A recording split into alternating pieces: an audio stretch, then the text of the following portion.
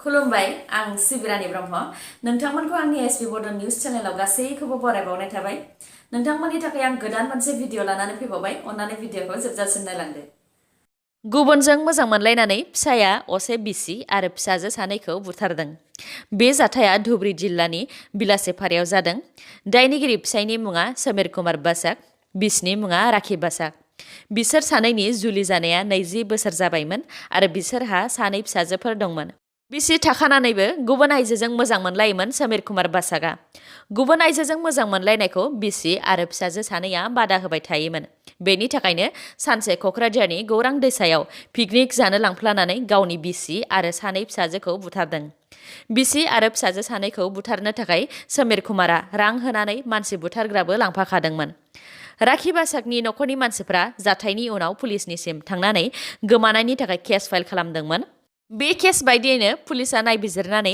बुथारजानाय राखीनि फिसायजों लोगोसे गासै साथामखौ हमबाय हमजानाय साथामफोरनि मुङा जाहैबाय राखीनि फिसाय समीर कुमार बासाक रां लानानै मानसि बुथारग्रा एबा सुपारि तालिब आली आरो समीरनि मोजां मोननाय आइजो पुलिसफोरजों हमजाखांनायनि उनाव समीर कुमारा गावनो बिसि आरो फिसाजोखौ गोदोना सेरनानै बुथारनानै गौरां दैसायाव गारहरदों होननानै बुंथिदों बिटिआरआव गोदानै सोरखार दाखांनायनि उनाव गिबि खेबनि थाखाय इउनियन हम मिनिस्टार अमित शाह बिथाङा मैया हरनि समाव आसामाव सफैदों बिथांखौ बरायनो थाखाय मैया गुवाहाटी एयारपर्टआव 3,000निबो बारा गुबुन गुबुन जनगोष्ठीनि आर्टिस्टफोरा मोसानानै बरायदों आरो मोसानायजों लोगोसे 10,000 आलारि बाथि सावनानैबो बिथांखौ बरायदों बिथां अमित शाहआ दिनै आमिनगावनि कुमार भास्कर बर्मन क्षेत्रआव खुंनाय मेलनिफ्राय आसाम दर्शनखौ बेखेवगोन जाय स्किमनि गेजेरजों गं 8,000 नामखरफोरा गंफायाव 2,50,000 रां अनसुंथाइ मोनगोन बेनि अनगायैबो बिथाङा गं 9 ल' कलेज आरो गंसे मेडिकेल कलेज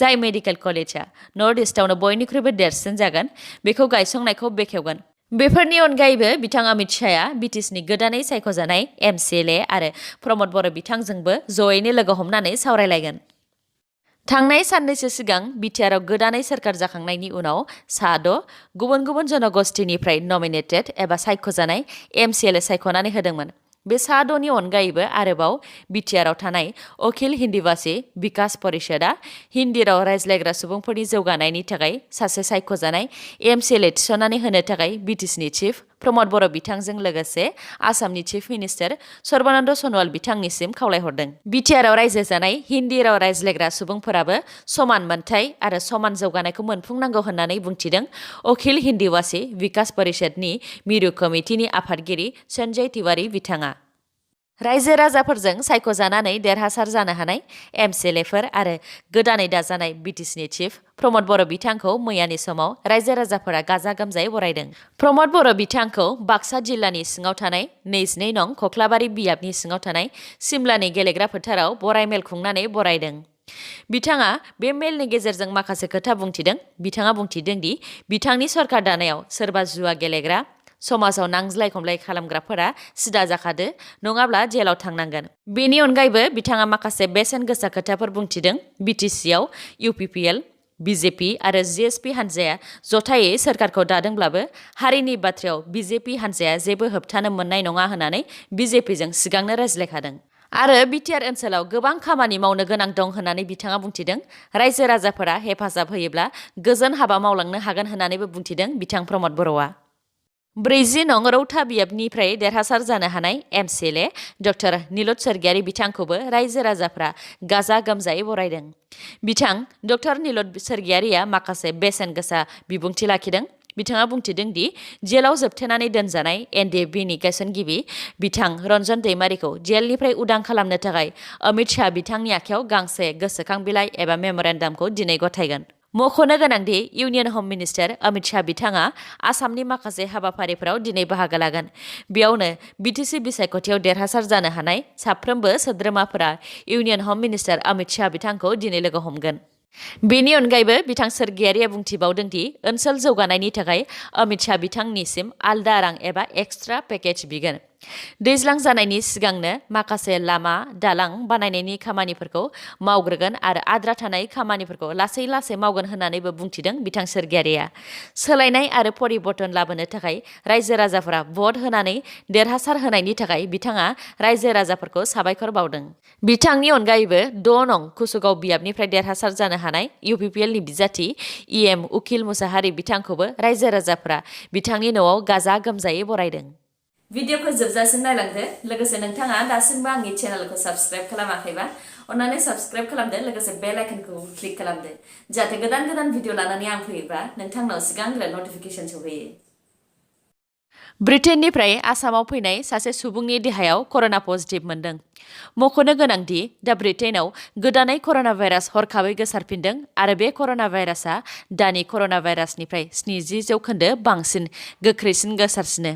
बेनि थाखायनो ब्रिटेननिफ्राय फैनाय गासै फ्लाइटफोरखौनो बन्द'बो खालामनाय जाखाबाय। डक्टर हेमन्त बिश्व शर्मा बिथाङा फोसावदों दि ब्रिटेननिफ्राय आसामाव फैनाय सासे सुबुंनि देहायाव कर'ना पजिटिभ मोननाय जादों।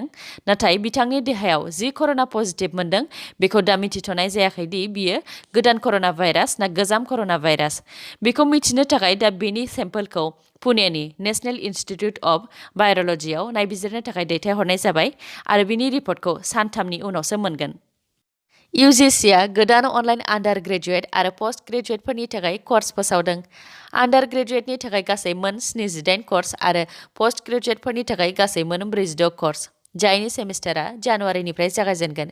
बेनि डिटेल्सखौ नायनोबा नोंथांमोनहा डिस्क्रिप्शनाव होनाय लिंकआव थांनो हागोन। पिकनिक एबा लावखार ओंखाम जानो थांनानै जिउ गोमादों सासे हिन्जावसाया। दा बोसोर गोदान सम, बयबो लावखार ओंखाम जानायनि सम। बे समावनो धुकुवाखाना 1 नं बान्थौ गामिनि आकांक्षा गगैया गावनि नखरनि मानसिफोरजों जयै लावखार ओंखाम जानो थाखाय खारानायनि आमगुरि गाथोनाव थांदोंमोन। बेयावनो दैयाव गलांदों। उनाव नखरनि मानसिफ्रा आकांक्षाखौ दैनिफ्राय बोखांनानै मोनदोंमोन, नाथाय बे समाव बिथाङा जिउ गोमाखाबायमोन।